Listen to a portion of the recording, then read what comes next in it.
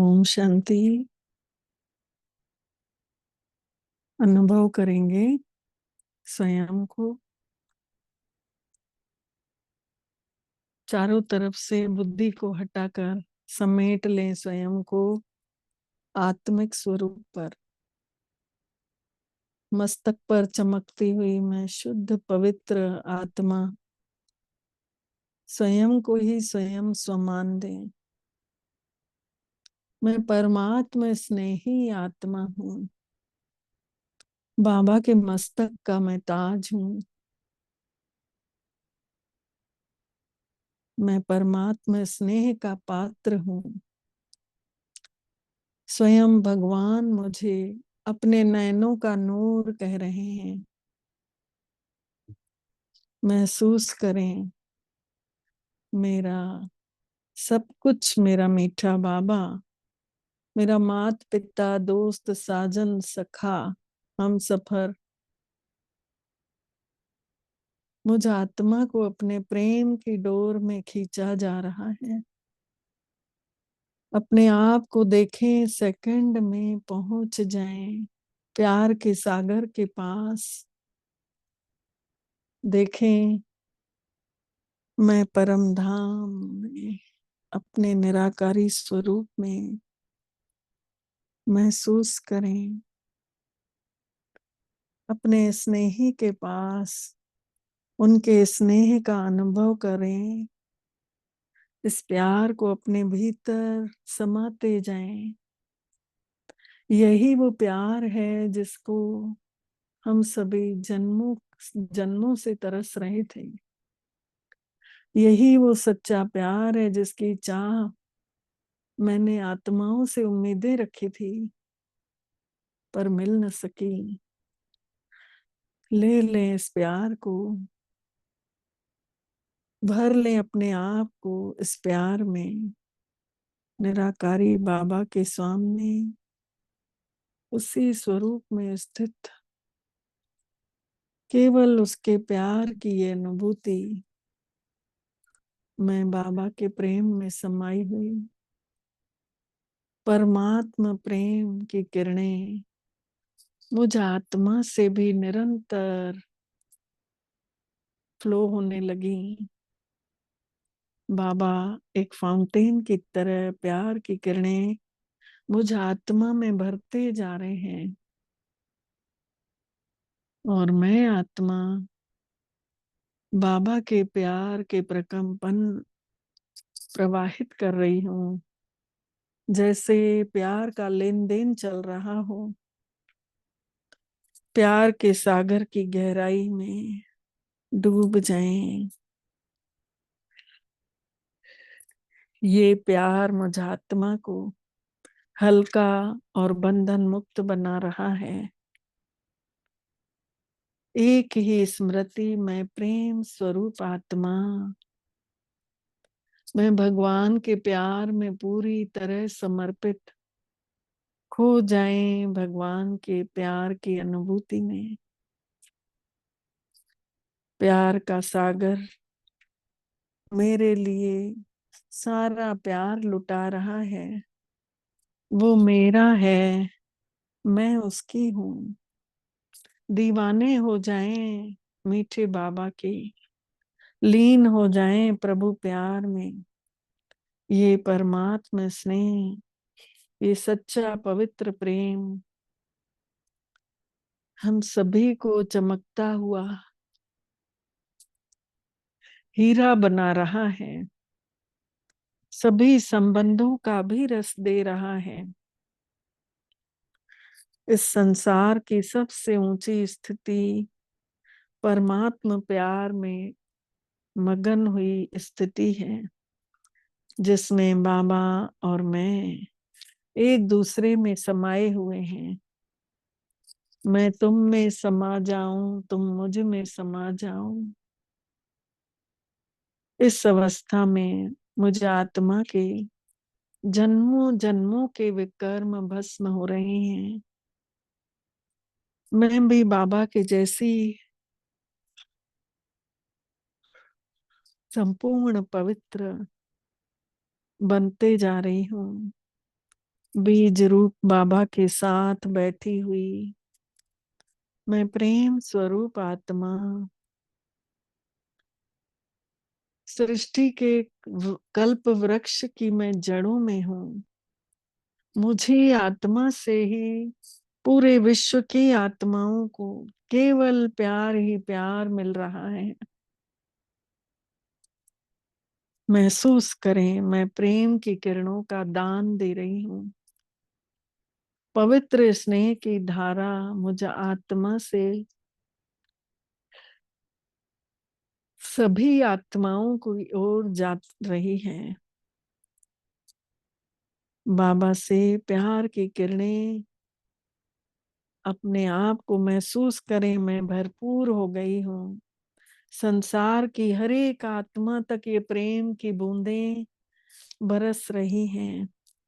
देते जाएं, देते जाएं।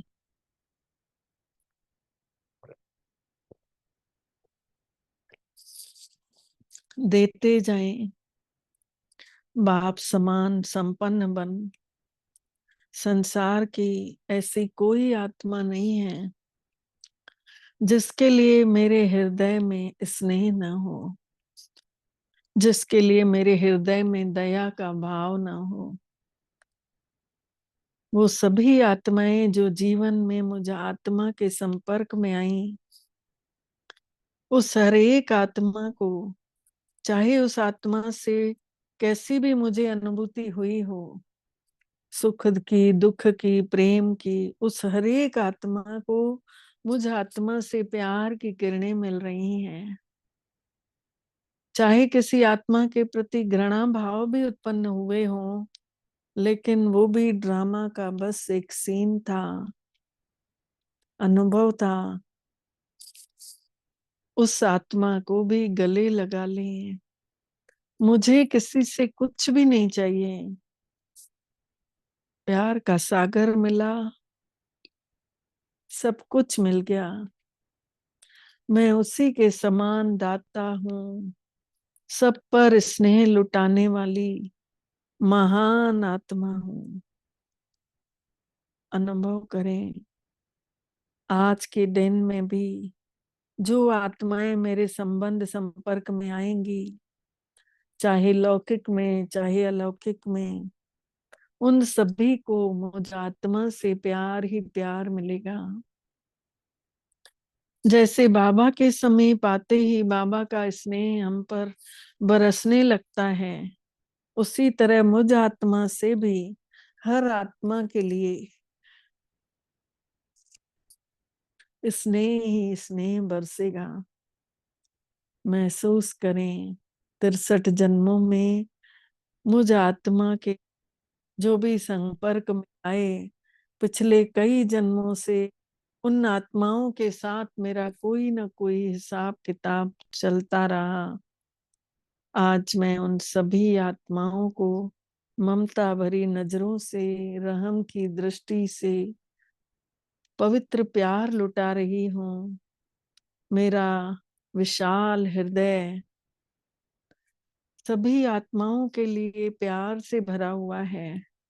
हर एक आत्मा मेरे मीठे बाबा का पवित्र बच्चा है। मेरे पास उनके लिए हृदय में पवित्र प्यार है। देते जाएं उस आत्मा को, और मैं परमात्मा स्नेह में भरपूर आत्मा फरिश्ता बन गई हूँ। मुझ पर निरंतर प्यार ही प्यार बरस रहा है। मेरे द्वारा संसार की सब आत्माओं को परमात्मा स्नेह की अनुभूति हो रही है। ये अनुभूति करते हुए हम सभी मीठे बाबा को अपने भ्रुकुटी तख्त पर बाबा की किरणों को अनुभव करते हुए, मैं आत्मा बाबा के मीठे अमृत वाणी को सुनूंगी, मीठे महावाक्यों को सुनूंगी इन कानों के द्वारा। आज की डेट है 20 मई 2026।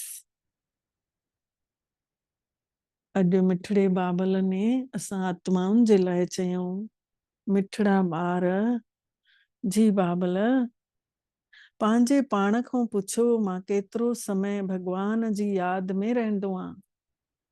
पंहिंजे पाण खां पुछूं मां केतिरो समय परमात्मा पिता जी यादि में रहंदो आहियां। देही अभिमानी अवस्था केतिरी महिल रहंदी आहे, आत्म स्वरूप केतिरी देर रहंदो आहे।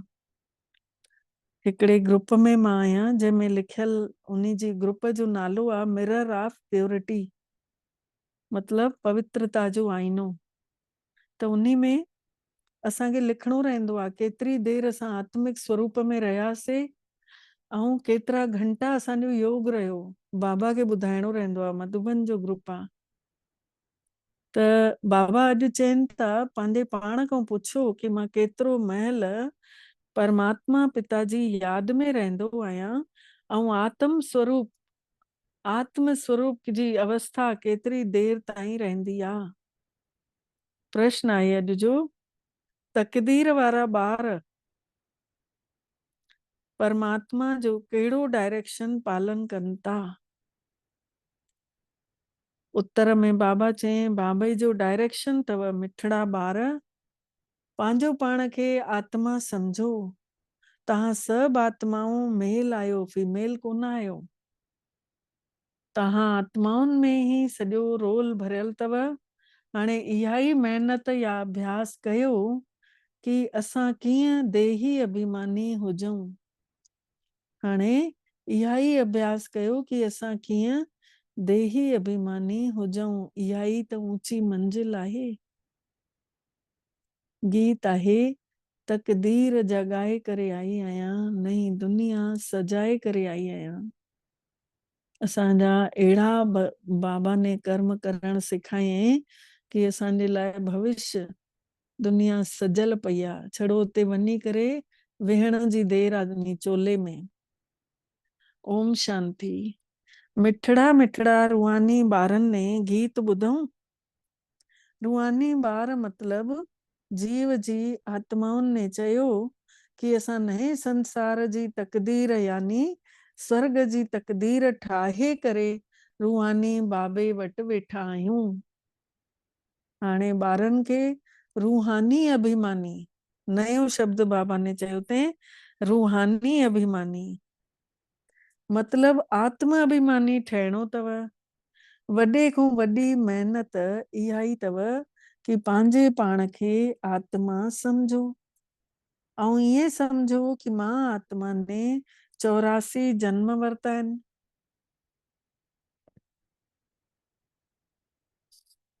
पोइ कॾहिं वकील जे रूप में, कॾहिं छा ठही आं, कॾहिं छा ठहियो आं। आत्मा त मेल आहे, सभु आत्माऊं भाइर भाइर आहिनि, न कि भेनर भेनर आहिनि। आत्मा चए थी हे मुंहिंजो शरीर आहे, त उन हिसाब सां आत्मा मेल थी वई न। भले शरीर जेको आहे जैफां जो हुजे, लेकिन आत्मा त चयो वियो आहे प्रकृति पुरुष परमात्मा, टिनि शयुनि सां संसार ठहियल आहे। पुरुष माने आत्मा। त हर ॻाल्हि खे सुठे नमूने समझणो आहे। बाबू मिठड़ो वॾी विशाल ऐं गहराई वारी बुद्धि ठाहिनि था असांजी, महीन बुद्धि जेका सूक्ष्म खां सूक्ष्म ॻाल्हियूं बि समझी सघूं। हाणे तव्हां ॼाणियो था मां आत्मा ने 84 जन्म वरिता आहिनि। संस्कार सुठा या बुरा आत्मा में ई त रहंदा आहिनि, संस्कार आदतूं। त उन्हनि संस्कारनि जे आधार ते शरीर बि अहिड़ो ई मिलंदो आहे, पर सॼो मदार आत्मा जे मथां आहे। इहा ॾाढी वॾी महिनत आहे। जन्मनि जन्मनि खां शरीर जे माउ पीउ खे यादि कयोसीं। हाणे कल्ह बाबा ॿुधाए न 3 पिता अथव। हाणे अॼु बाबा चवनि था पारलौकिक पीउ खे यादि करणो अथव, जेको इन्हनि शरीरनि जी दुनिया खे पार रहे थो, उन पिता खे यादि करणो अथव। ऐं ॿियो आर्डर छा थो ॾे बाबा, पंहिंजो पाण खे घड़ी घड़ी आत्मा समझणो अथव, घड़ी घड़ी पल पल में। जीअं सेकेंड में कांटो डुकंदो थो वञे। तीअं पंहिंजो पाण खे आत्मा जी सेटिंग ठाहे छॾियऊं, घंटी वॼे मोबाइल में ऐं आत्मिक स्वरूप हले। असां आत्माऊं हे शरीर वठूं था, हिन महिल असां आत्माउनि खे परम पिता परमात्मा शिव भोलोनाथ पढ़ाए थो पियो। ऐं हे रूहानी ज्ञान आहे जेको रूहानी पिता ई ॾे थो, आत्मा जो पिता ई ॾे थो। पहिरीं पहिरीं मुख्य ॻाल्हि ॿारनि खे देही अभिमानी थी करे रहणो आहे। देही अभिमानी माने आत्म स्वरूप में थी करे रहणो आहे। देही अभिमानी थी करे रहण इहा ॾाढी वॾी मंजिल अथव। ज्ञान ऊंचो कोन्हे, ज्ञान में महिनत कोन्हे। सृष्टि चक्र खे ॼाणणु या इहा हिस्ट्री जोग्राफी सम्झणु, ऊंचे खां ऊंचो त बाबा ई आहे न, परम पिता ई आहे न सभिनी खां ऊंचो। पोइ वरी सूक्ष्म वतन में देवताऊं आहिनि। संसार जी हिस्ट्री ऐं जोग्राफी त माण्हुनि जी सृष्टि में थींदी आहे। मूल वतन सूक्ष्म वतन में कोई हिस्ट्री आहे ई कान। मूल वतन में बि छड़ो आत्माउनि जो सिजरो आहे, सूक्ष्म वतन में बि छड़ो लाइट जा फरिश्ता आहिनि, न ॻाल्हि ॿोलो आहे न ॿियो कुझु आहे। त बाबा चवनि था मूल वतन सूक्ष्म वतन में काई हिस्ट्री जोग्राफी कोन्हे, आहे त उहा हिते ई आहे, हिन ई संसार में। उहो आहे शांति धाम, जाते आत्माऊं रहनि थियूं। सतयुग आहे सुखनि जो संसार, कलयुग आहे दुखनि जो संसार। हिते रावण जी राजाईअ में कंहिंखे शांति मिली न सघंदी आहे। हाणे तव्हां ॿारनि खे ज्ञान मिलियो अथव कि असां आत्माऊं आहियूं ई शांति धाम में रहण वारियूं। हे जेके असांजा ऑर्गन्स आहिनि, हथ पेर, इहे सभु कर्म करण लाइ मिलिया आहिनि। चाहे पोइ कर्म कयूं चाहे न कयूं, असां त आत्मा आहियूं। असांजो स्वधर्म शांत आहे। कर्म योगी आहियूं न, कर्म बि त ज़रूर करणो आहे। बाबा चवनि था कर्म बि त ज़रूर करणो अथव।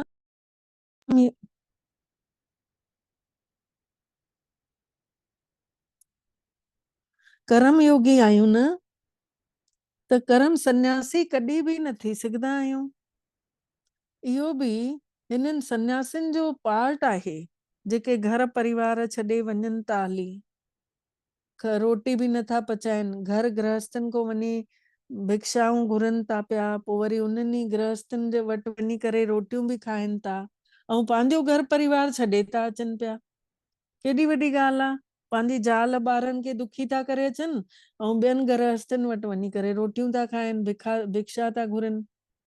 घर बार छॾे आख़िर कर्म त वरी बि करनि था न, भले घुर घुर करनि था। कर्म संन्यास त थी नथो सघे। कर्मनि खे छॾे त माण्हू सघंदो कोन। कर्म संन्यास त तॾहिं थींदो जॾहिं आत्मा शांति धाम में रहंदी। उते कर्म इंद्रियूं अथव ई कोन। पोइ कर्म कयो कंदव बि कीअं कंदव? शांति धाम में त आत्मा बिंदु स्वरूप आहे, पोइ उते कर्म कंदी बि त कीअं कंदी?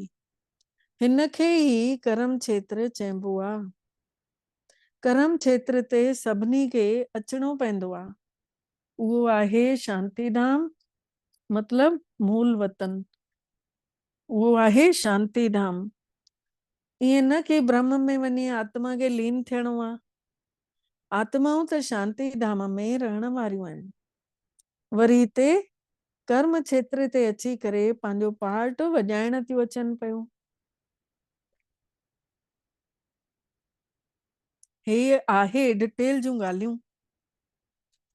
सार में त चवनि था पंहिंजे पाण खे आत्मा सम्झो, निश्चय कयो मां आत्मा आहियां ऐं पंहिंजे पिता खे यादि कयो। आत्मा महसूस कयो और पंहिंजे पिता खे यादि कयो त जन्मनि जन्मनि जा पाप कर्म नाश थी वेंदव। इन्ही खे ई भारत जो पुराणो योग चयो वियो आहे। वास्तव में हिन खे योग बि न चवणु घुर्जे, यादि चवणु घुर्जेव। यादि करण में ई महिनत अथव। योगी त ॾाढा घटि ठहनि था। योग जी शिक्षा पहिरियों खपेव, पोइ खपेव ज्ञान। त पहिरियों पहिरियों अथव परमात्मा जी याद।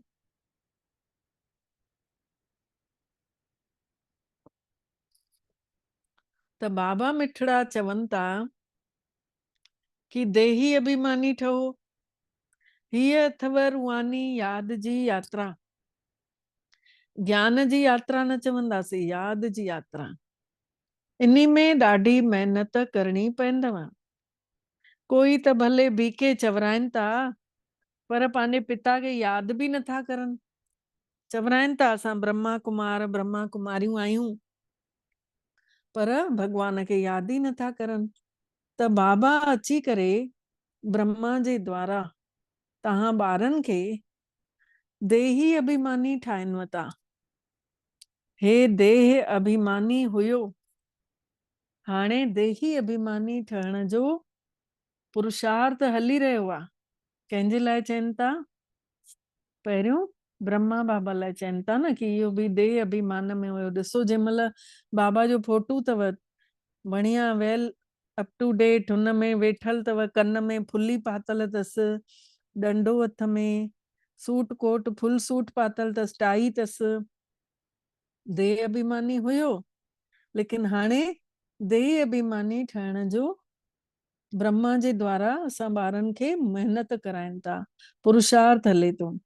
ब्रह्मा कोई भगवान कोन्हे, हिते त सभु माण्हू अपवित्र पिया आहिनि। पवित्र हिकिड़ो बि कोन्हे जंहिंजो सुठो स्वभाव हुजे, सुठो आचरण हुजे। आत्मा जे लाइ ही चयो वेंदो आहे पुण्य आत्मा पाप आत्मा।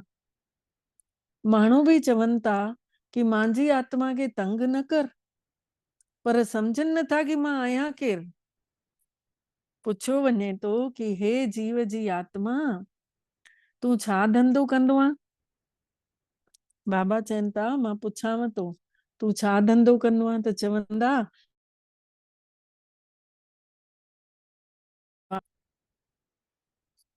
त पहिरियों पहिरियों त इहो निश्चय करे बाबे खे यादि कयो।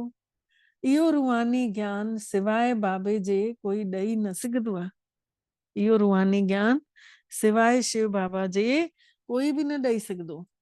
बाबा अची करे देही अभिमानी ठाहिनि था। ईअं न कि ज्ञान में कोई तिखा वञनि था त उहे पक्का देही अभिमानी ठहिया आहिनि। ईअं त आहे कोन कि ज्ञान में कोई वधीक होशियार आहिनि ॿुधाइण में त उहे योगी बि आहिनि, पक्का देही अभिमानी ठही आहिनि, हमेशह आत्म स्वरूप में रहंदा आहिनि। अहिड़ी त ॻाल्हि आहे कोन। देही अभिमानी जेके आहिनि उहे ज्ञान खे सुठे नमूने धारण कनि था। बाक़ी त घणा ई आहिनि जेके ज्ञान खे सुठे नमूने सम्झनि था।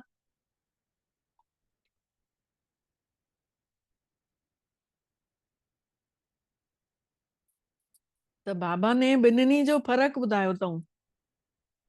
हिकिड़ा देही अभिमानी जेके जीवन में उतारनि था, ज्ञान खे लाहिनि था, प्रैक्टिकल यूज़ था करनि, ऐं हिकिड़ा अहिड़ा आहिनि जेके ज्ञान खे सुठे नमूने सम्झनि था, पर शिव बाबा खे यादि करणु विसरी था वञनि।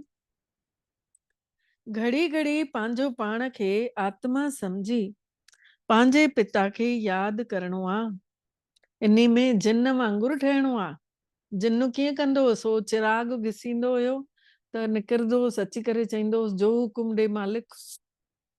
त जेको बि कमु ॾसेसि झटि करे अचेसि। आख़िरी में मालिक ई ॿुधाईंदे ॿुधाईंदे कमु थकिजी पियो त चयईंसि वञ तूं ॾाकण लव चढ़। त हाणे बाबा बि चए थो कि तव्हांखे जिन वांगुरु छड़ो ॾाकण लहणी चढ़णी अथव। बार बार परमधाम पहुचो, बार बार हेठि अची स्थूल वतन में पंहिंजे निरड़ ते वेही रहो, वरी परमधाम वञो। ईअं पिया तव्हां सॼो ॾींहुं इहा यात्रा कयो। जिन जी कहाणी आहे न, त परमात्मा बि असांखे इहो ई कमु ॾियनि था कि मांखे यादि कयो, न त माया तव्हांखे खाई वेंदव। माया आहे जिन। जेतिरो परमात्मा खे यादि कंदव त विकर्म विनाश थी वेंदव, ऐं तव्हांखे ॾाढी खीच थींदव, कशिश थींदव। माया उबतो ठाहे करे तव्हांखे ॾाढो तूफ़ान में थी आणे छॾींदव। बुद्धीअ में इहो ई यादि हुजेव कि असां आत्माऊं शिव भोलेनाथ भंडारीअ जा ॿार आहियूं। बस इन्हीअ ई ख़ुशीअ में रहणो अथव। देह अभिमान में अचण सां माया अची चंबो थी हणी वञेव।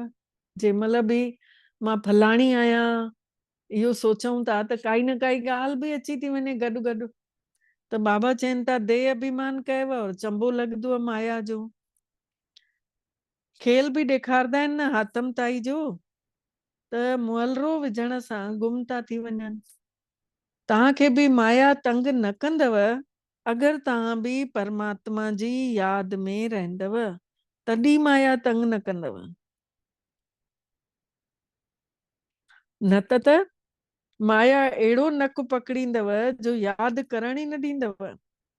तव्हां पुरुषार्थ कयो था यादि करण जो, पर माया अची विच विच में डिस्टर्बेंस करे वती, पोइ तव्हां तंग थी सुम्ही पवंदव। एतिरो माया सां लड़ाई हलंदव। बाक़ी संसार जी हिस्ट्री ऐं जोग्राफी त बिल्कुलु सिंपल आहे। तव्हांखे घड़ी घड़ी चयो वञे थो कि हमेशह सम्झो कि हाणे असांजा 84 जन्म पूरा थी विया, हाणे असां वञूं था बाबा सां मिलण लाइ। इहो यादि रहण ई त मुश्किल आहे न। बाबा चवनि था हाणे तव्हां इहो सम्झो कि असांजा हाणे 84 जन्म पूरा थिया, असां हाणे वञूं था बाबा सां मिलण। इहो बि अगरि यादि हुजेव त बाबा चवनि था इहो यादि रहण बि त मुश्किल अथव न। बाक़ी कंहिंखे सम्झाइण काई मुश्किल कान अथव। ईअं न कि असां त ॾाढो सुठो सम्झाणींदा था, न। पहिरीं पहिरीं ॻाल्हि ई अथव यादि जी। प्रदर्शनी में ॾिसो केॾा ढेर अचनि था। पहिरियों पहिरियों सबक़ु सेखारिणो आहे कि पंहिंजो पाण खे आत्मा निश्चय करे पंहिंजे पिता खे यादि कयो।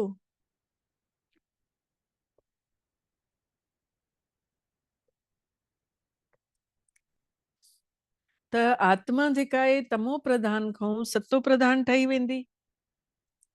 अगरि आत्मा स्वरूप ते परमात्मा खे यादि कंदे रहंदासीं त धीरे धीरे आत्मा में ये किरणा पहंदे पहंदे आत्मा सतो प्रधान ठही वेंदी। पहिरियों पाठ ही इहो ॾियणो अथव कि भारत जो पुराणो योग कोई सेखारे ई न सघंदो। परमात्मा मिठड़ो बाबा जॾहिं अची करे सेखारे तॾहिं त सिखी सघंदासीं। माण्हू माण्हू खे राजयोग सेखारे ई न सघंदो, थी न सघंदो आहे, इम्पॉसिबल आहे। भगवान ई अची सेखारे सघंदो आहे। सतयुग में त आहिनि ई पवित्र माण्हू जेके प्रारब्ध पाइनि था, भोगनि था। उते ज्ञान ऐं अज्ञान जी काई ॻाल्हि ई कोन्हे। भक्तीअ में परमात्मा खे ही पुकारनि था कि अची करे असांजा दुख क्लेश पाप विघ्न सभु ख़तम कर।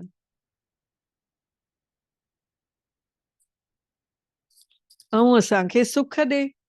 सतयुग त्रेता में कोई गुरु गुसाई त हूंदा ई कोन्हनि। उते त सदगति पातल ई अथव।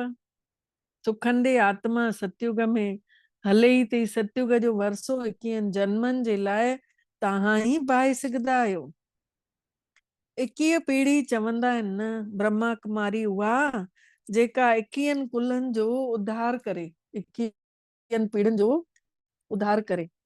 मतलब पेको घर, सावरो घर ऐं उन्हनि सां जेके बि संबंधी आहिनि सभिनि जा घर उद्धार करे, उहा कन्या सच्ची ब्रह्मा कुमारी आहे। त इहो भारत में ही ॻायो वेंदो आहे। भारत में ही तव्हांखे 21 पीढ़ियुनि जो वरसो मिलेव थो। उते तव्हां हिकिड़ो ही देवी देवता धर्म वारा हुजो था, ॿियो कोई धर्म ई नथो हुजेव। बाबो मिठड़ो अची करे तव्हांखे माण्हू खां देवता ठाहे वतो। पवित्र थियण जे बिना असां मोटी वञी कीअं सघंदा आहियूं। जेसीं ताईं पवित्र न थींदासीं तेसि ताईं बाबा बि शांतिधाम न वठी हलंदो। हिते त सभु विकारी ऐं पतित आहिनि। जेके जेके धर्म ठाहिण स्थापक आहिनि उहे ई वरी अची पालना कनि था। उन्हनि जे ई धर्म वरी वधे थो। मोटी त कोई बि वञी नथा सघनि। हिकु बि एक्टर मोटी नथो वञी सघे। अंडरलाइन हिकु बि आत्मा अॼु ॾींहं ताईं मथे न वई आहे अञा ताईं। चाहे केतिरा तूफान आया, केतिरा भूकंप आया, केतिरा ट्रेन एक्सीडेंट थिया, केतिरी बाढ़ आई, पर हिकु बि आत्मा मोटी न वई आहे अञा ताईं मथे। त त सभिनी खे सतो प्रधान सतो रजो तमो में अचणो ही आ। ब्रह्मा जे लाइ बि चवनि था कि ब्रह्मा जो ॾींहुं ऐं ब्रह्मा जी राति, त पोइ छा सृष्टि में अकेलो ब्रह्मा ही हूंदो छा? बाबा पुछनि था। ब्रह्मा जो ॾींहुं ब्रह्मा जी राति, छा सृष्टि में छड़ो अकेलो ब्रह्मा ही हूंदो छा? हिन महिल ताईं कंहिंखे बि ख्याल आयो कि ब्रह्मा जी राति ब्रह्मा जो ॾींहुं जेको चऊं था उहो छड़ो ब्रह्मा जे लाइ कोन्हे। असां सभु बि ब्राह्मण कुल जा ठही रहिया आहियूं। तव्हां ई ॿार अज्ञानता जे उंधारे में राति में हुयव, हाणे तव्हांखे ज्ञान जो प्रकाश थियो आहे त ॾींहं में अॼु हलो था। त तव्हांखे सम्झायो वञे थो केतिरो महल तव्हां पूज्य पने में हुजो था ऐं केतिरो महल पुजारी पने में हुजो था। जेसी ताईं बाबो मिठड़ो न अचे तेसी ताईं कोई बि भ्रष्टाचारी खां श्रेष्ठाचारी ठही न सघंदो। भ्रष्टाचारी उन्ही खे चयो वेंबो आहे जेके विकार सां पैदा थींदा आहिनि। इन्ही करे हिन खे नर्क चयो वेंबो आहे।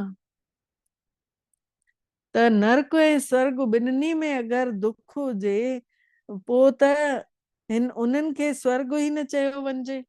अगरि नर्क ऐं स्वर्ग ॿिन्हिनि में दुख हुजे पोइ त उनखे स्वर्ग चईंदासीं ई छो? जेसी ताईं पूरो सम्झो कोन अथसे त उबता सुबता प्रश्न कंदा रहनि था माण्हू। तव्हांखे सम्झाइणो अथव कि भारत ॾिसो केॾो ऊंचो हुयो, केॾो ऊंचो हुयो। भारत जी महिमा केॾी अपार हुई। त जीअं ईश्वर जी महिमा अपरम अपार आहे उहे भारत जी बि त महिमा अपरम अपार आहे। भारत छा हुयो, अहिड़ो कीअं कंहिं ठाहियो भारत खे?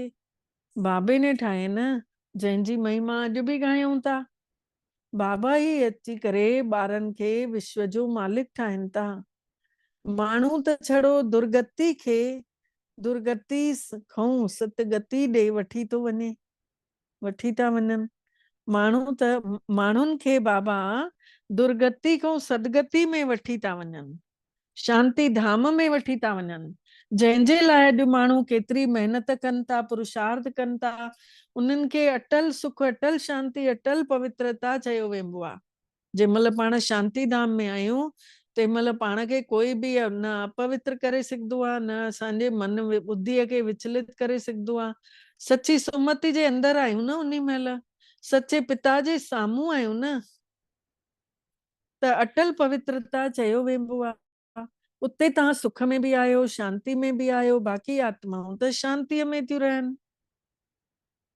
मतलब वधीक में वधीक जन्म तव्हां ई वठो था, बाक़ी ॼणा मिनिमम अटल शांति में हुजनि था।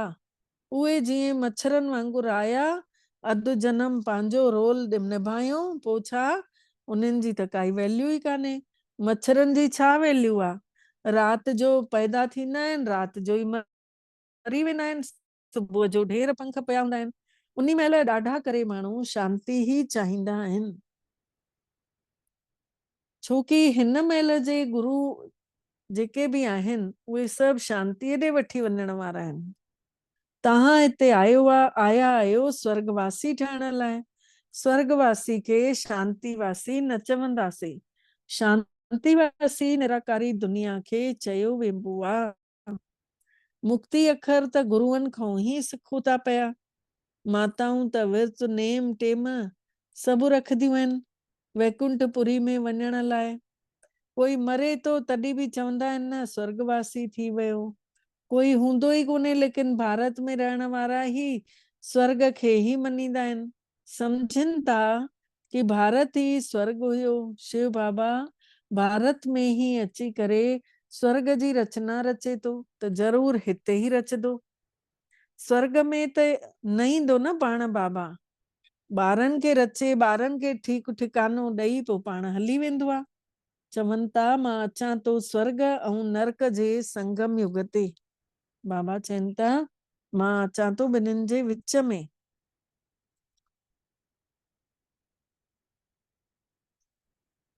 मतलब हर 5000 सालनि जे संगम ते अचनि था।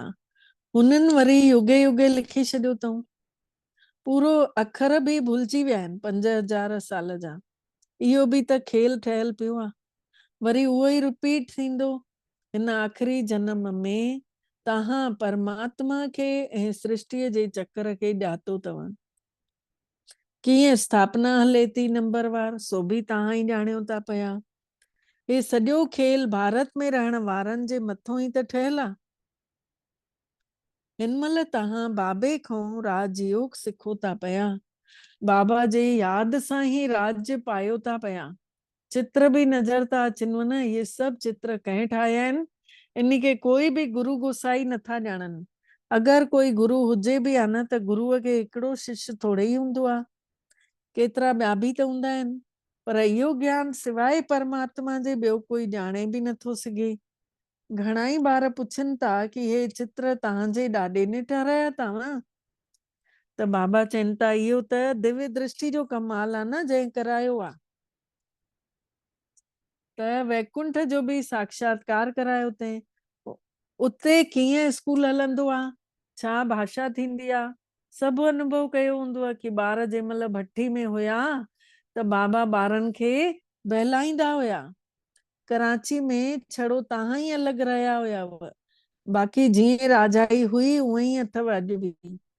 पंहिंजी तात, पंहिंजी बात, ॿियो कोई बि कंहिंखे भी सम्मान समझी न सघे। ॿियो कोई त इहे ॻाल्हियूं समझी न सघंदो कि छड़ो पंहिंजो पाण खे ई, छड़ो अगरि असां सिंगारंदी रहूं था, मां ई ज्ञान ॿुधां, मां पंहिंजे अंदरि रखी वठां, बसि पोइ मां पाण पई उन में ख़ुशि आहियां, मां छोकी ज्ञानी आत्मा थी करे हलां थी। त बाबा चवनि था ईअं न कबो आहे कि ॿियो कोई समझी न सघे इहो ज्ञान। पाण खे ईअं हलणो आहे जीअं सभिनी खे खिचाव थिए, जीअं सभु ॼणा ॿुधण अचनि। समझदा हुया कि ये खुदा प्रस्त आहे। बाबा ने समझाए तव्हां आहियो नंस, नन बट वन, मतलब जेके नंस हूंदियूं आहिनि उहे हिक खे ई अंदरि विहाए रखदियूं आहिनि मन में। हिक बाबे जे सिवाय ॿियो कंहिंखे बि यादि नथव करणो। उहे नंस ॾिसो क्राइस्ट खे ॼाणनि तूं, उन जे सिवाय ॿियो कुझु कंहिंखे बि नथियूं ॼाणनि। ऐं तव्हां ॼाणियो था कि वरसो हिकिड़े ई शिव बाबा खां ई त मिले थो वरसो। शिव बाबा त आहे बिंदी, उहो बि कंहिंजे द्वारा ई त समझाईंदो, पाण त न ईंदो। प्रजापिता भी ब्रह्मा ज़रूर हितों जो ई आहे अखर इहो। त बाबा चवनि था इन जे ॾाढनि जन्मनि जे आख़िरी जन्म में जंहिं महिल इहो अपवित्र आहे, तंहिं महिल अची मां प्रवेश कयांसि थो ऐं इन खे पावन ठाहियां थो। अच्छा, पोइ बाबा जो यादि प्यार। अच्छा, मिठड़े मिठड़े सिकी लधे ॿारनि प्रति माउ पीउ ऐं पीउ ॾाॾे जो यादि प्यार ऐं गुड मॉर्निंग। रूहानी बाबल जी रूहानी ॿारनि खे नमस्ते, ऐं असां रूहानी ॿारनि जी बि रूहानी मिठड़े बाबल खे दिल जो यादि प्यार, गुड मॉर्निंग ऐं नमस्ते मिठड़ा बाबा, नमस्ते। शुक्राना बाबल, तव्हांजा बारंबार दिल सां शुक्राना जी तव्हां असांखे पंहिंजो कयव ऐं असां सभिनि जो भाग्य जगायव। सार आहे, पहिरियों पॉइंट आहे ज्ञान खे सुठे नमूने धारण करे पंहिंजो पाण खे आत्म स्वरूप में टिकाइणो आहे। इहा ई महिनत करणी अथव, इहा ई ऊंची मंजिल अथव। इन्ही महिनत सां आत्मा खे सतो प्रधान ठाहिणो आहे, इन्ही महिनत सां ई। ॿियो पॉइंट आहे कि जिन ठही करे यादि कंदे रहणो आहे, यादि जी यात्रा करणी आहे। जीअं जिन ॾाकण लहंदो चढ़ंदो हुयो, असां बि चढ़ी वञूं हिक ई भेरे में स्थूल वतन मां सूक्ष्म वतन, सूक्ष्म वतन मां मूल वतन, वरी मोटी अची मूल वतन मां वरी सूक्ष्म वतन, वरी सूक्ष्म वतन मां स्थूल वतन। ईअं बाबा चवनि था जिन ठही यादि भी करणो अथव। माया केतिरा भी विघ्न विझेव, लेकिन मुख में मुहलरो विझी छॾियो, मौन में रहो त ताक़त ॾेवराईंदो। बाबा चवनि था माया केतिरा भी विघ्न विझेव, लेकिन मुख में मुहलरो विझी छॾियो, मुलहरो। माया सां तंग न थियणो आहे, हिक जी ही याद में रही करे तूफान हटाए छॾणा आहिनि। वरदान महसूस कंदासीं, बाबा पाण इन धरतीअ ते अची असां सभिनी खे वरदान ॾियनि था। इहो वरदान असां सभी पंहिंजे जीवन में आणींदासीं। साधननि खे यूज़ कंदे, साधना खे पंहिंजो आधार ठाहिण वारा सिद्धि स्वरूप ठहू। मतलब बाबा चवनि था, तव्हांखे जेका मां साधन ॾिना थी मांव, चाहे आईपैड ॾिनो थी मांव, चाहे तव्हांखे मोबाइल ॾिनो थी मांव, जेके बि साधन अथव तव्हां उन्ही खे पूरा यूज़ कयो, पर आत्मिक स्वरूप में उन्ही खे परमात्मा खे त न विसरो न। छड़ो ईअं बि न सोचो न कि मोबाइल में ही गाना वॼनि या टेप वॼे या स्पीकर ते ॿुधां तॾहिं मुंहिंजो योग हलंदो। सुभाणे जे 2-3 ॾींहं लाइट बंदि थी वञे त पोइ छा कंदासीं? हर कोई पंहिंजे घर में वेही पंहिंजे जाते जेतिरी देर मुरली ॿुधंदा हुआसीं ओतिरी देर त तपस्या त कंदासीं न। त बाबा चवनि था, काई भी पुरानी दुनिया जो कोई भी सीन या थोड़े समय जा साधन तव्हां ॾिसो था त तव्हांखे खीचनव न। तव्हां उन्हनि साधननि जे वशीभूत न थी वञो। साधननि जे आधार ते साधना ईअं आहे, जीअं गाॾी अचे, गाॾी न हुजे त मां सेंटर ही न वञा।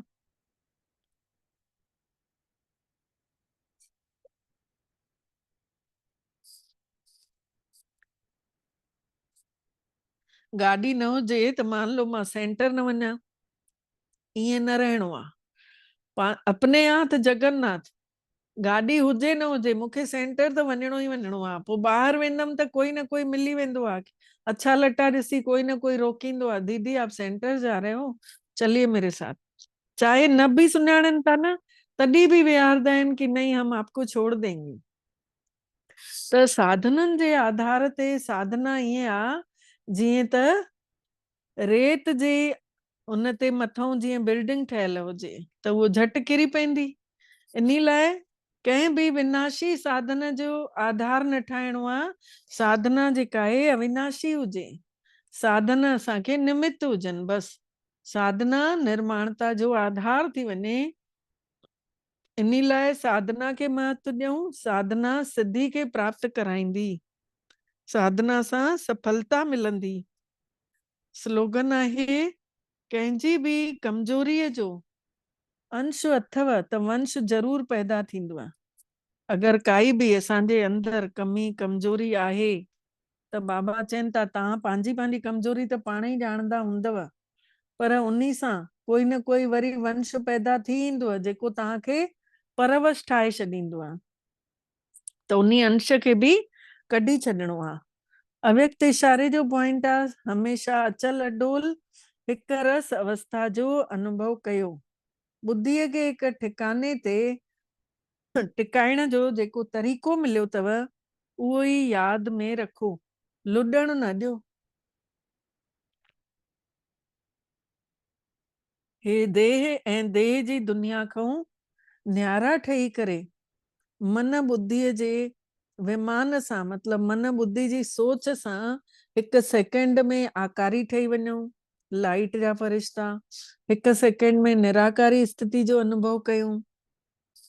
मतलब बुद्धीअ खे लुॾण न ॾियूं, न त बस उन्ही पाण में जेका मन बुद्धि आहिनि न, उहे ही पंहिंजो पाण में ही समय बर्बाद थी वेंदो कि मां हे कम करे वठां कि पहिरियों वञा। त जीअं तपस्वी हमेशा हिकिड़े आसन ते वेहंदा आहिनि न, उहे ही हिक रस अवस्था जे आसन ते वेठल हुजो, तॾहिं भविष्य सिंहासन मिलंदव। हिक रस अवस्था हुजे तॾहिं भविष्य सिंहासन मिलंदो। अच्छा, ओम शांति। पंहिंजी सादगी, पंहिंजी रॉयल्टी, इहा ही असां सभिनि जी सच्चाई आहे। पंहिंजे अनादि स्वरूप खे यादि कयूं, परम धाम में महसूस कयूं। पंहिंजे घर में कीअं असां परमात्मा जी किरणनि जे अंदर छांव में पाण सभु वेठल आहियूं। ॾिसूं कीअं आत्माऊं पंहिंजे पंहिंजे सेक्शन में वेठल आहिनि, पंहिंजे पंहिंजे स्थान ते।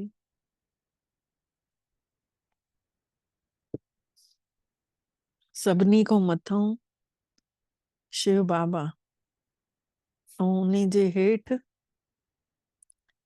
श्री कृष्ण ऐं श्री राधे जी आत्मा, ब्रह्मा बाबा ऐं मम्मा जी आत्मा, ऐं उन्हीं जे हेठों असां सभु आत्माऊं।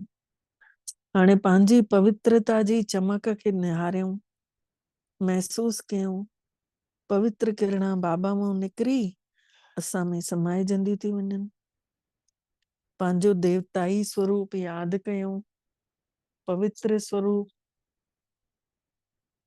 सादगी, रूहानियत, निर्णते एॾो तेज, अखियुनि जी शीतलता, चेहरे ते मिठी मुस्कान, विचार हिकदम धीरे धीरे शांत और फुल बैटरी चार्ज, 16 कला संपन्न, महलन में रहण वारा, हिक ॿिए खे प्रेम करण वारा। महसूस कयूं पंहिंजे ही देवता स्वरूप खे। दृष्टि घुमाए प्रकृति खे ॾिसूं, जाते थधियूं थधियूं हवाऊं, झरना वहनि था, वण पाण में टकराइनि था त केॾी मस्त म्यूजिक थी निकिरे, कोयल जी आवाज, मोर जो डांस, केॾी रॉयल्टी। यादि कयूं पंहिंजो उहो सत्युगी दुनिया, ऐं महसूस कयूं पंहिंजे हाणे पूज्य स्वरूप खे, भगत आत्माउनि खे ॾिसूं केतिरे प्रेम सां असांजी मूर्तियुनि ॾे ठाहिनि था, पूजाऊं कनि था, वरी प्यार सां भोग लॻाइनि था। मूर्तियुनि खे ॾिसण सां ई भगतनि जा दुख बि दूर था थी वञनि। महसूस कयूं पंहिंजे पूज्य स्वरूप खे। भगत ढोल नगाड़ा जय जयकार कंदे मंदिरनि ॾे वञनि था पिया, ॻाइनि था, हथ जोड़े कुझु ॼणा बीठा आहिनि, कोई घंटियूं था वॼाइनि। महसूस कयूं पंहिंजी पवित्रता खे, पंहिंजी सादगी खे, पंहिंजी सच्चाई खे। असांजे साम्हूं अची करे देह अहंकार वारा बि अची पंहिंजो देह अहंकार छॾनि था, बिल्कुलु सिंपल सादगी सां प्रेम, शांति, पवित्रता के जीवन में अपनाइनि था। महसूस कयूं पंहिंजे ब्राह्मण जीवन खे। ईअं थो लॻे ॼण टीवी हले पई, उन्ही में ॾिसूं था हाणे पंहिंजे ब्राह्मण जीवन खे। मां होली हंस आत्मा, सादगीअ में जीवन बिताइण वारी, पर ऊंचा वीचार रखण वारी आत्मा। महसूस कयूं असांजो हलणु, उथणु, वेहणु सभु सभिनी खां अलॻि आहे, हिकदमि अनोखो आहे। असां पूरे संसार जे साम्हूं प्रेरणा स्त्रोत आहियूं, उदाहरण मूर्त आहियूं। हर पल भगवान जी किरणनि जे हेठों आहियूं, जेके किरणा असां आत्माउनि जो देह भान खे भुलाईंदियूं थी वञनि, फरिश्ते स्वरूप जो एहसास थियूं कराइनि। महसूस कयूं पंहिंजे ही प्रकाशवान शरीर खे। निर्ण ते वेठल मां आत्मा, प्रकाशवान, चमकीलो, कोहिनूर शरीर, देह में चमकीली मां आत्मा, जंहिंजूं किरणा ॾाढो परे परे ताईं फैलजंदियूं थी वञनि। मां अवतरित फरिश्तो आहियां, मां पवित्रता जो फरिश्तो आहियां। महसूस कयूं विश्व ग्लोब घुमंदो थो रहे, ऐं इन्ही गोले जे मथां पवित्रता जी किरणनि जी बारिश महसूस कयूं। पंहिंजो पाण खे बि ॾिसूं, मां आसमान में फरिश्ते रूप में स्थित आहियां, जीअं पंछी आकाश में उॾंदा आहिनि, उहे ई मां फ़रिश्ते रूपी लाइट में हिन देह जा पंख खोले करे आसमान ॾे उॾां थो। मां उॾिरदे उॾिरदे हेठि धरती खे बि निहारियां थी। ॾिसूं पंहिंजो पंहिंजो हर कोई पार्ट ॾिसूं। पूरी तरह सां मां डिटैच आहियां। जीअं हवाई जहाज मां वेठे वेठे हेठों जा नज़ारा ॾिसंदा आहियूं, उहे ई मां फ़रिश्तो मथे आसमान में आहियां ऐं हेठि नज़ारा ॾिसां थी। मां ॾाढी ऊचाईअ ते आहियां। महसूस कयूं हेठि आत्माऊं सभु पंहिंजो रोल निभाइनि थियूं पयूं। जाते जाते मुंहिंजी दृष्टि पए थी, मुंहिंजी अखियुनि मां थधियूं थधियूं किरणा निकिरनि थियूं पयूं। महसूस कयूं मुंहिंजी अखियुनि मां इहे दिव्य तेज पिचकारी वांगुर रंग बिरंगा फव्वारा, हर एक जो अलॻि अलॻि गुण नज़र थो अचे। महसूस कयूं मां हेठि आत्माउनि खे, जंहिंखे शांती खपे, उन्हनि खे शांतीअ जो अहसास थी करायां। जंहिंखे पवित्रता खपे, उन्हनि खे पवित्रता जी लाइट थी ॾियां। जंहिंखे प्यार खपे, उन्ही खे प्यार जी लाइट थी ॾियां। मां फ़रिश्तो जंहिंखे जेको खपे थो, सभिनी खे संतुष्ट कंदी थी वञा। पंहिंजो पाण खे ॾिसूं विश्व ग्लोब जे मथां लाइट जी देह में चमकां थी मां आत्मा, ऐं मुंहिंजो हर हिकु अंग प्रकाशित थींदो थो वञे। महसूस कयूं असांजे मथे जे मथां फुआरा ई फुआरा निकिरनि था। अनुभव थींदो वञे थो ऐं मां आत्मा चौधारी घुमंदे घुमंदे पंजनि ई स्वरूपनि जो अभ्यास कंदे हाणे मां आत्मा पहुतमि पंहिंजे ई हिन स्थूल देह में अची करे निरड़ ते वेही थी रहां। चमकीली ॾाढी रोशनी सां भरियल पवित्र शुद्ध आत्म अभिमानी स्वरूप में मिठड़े बाबा खे अची करे शुक्राना चऊं था। बाबा मिठड़ा, तव्हांजा बारंबार दिल सां सिरड़ो निभाए शुक्राना जी तव्हां असांखे अॼु अहिड़ो पंजनि स्वरूपनि जो अनुभव करायो आहे ऐं असां सभिनी जो पद्मा पदम भाग्य जाॻायो आहे। ओम शांति, ओम शांति, ओम शांति।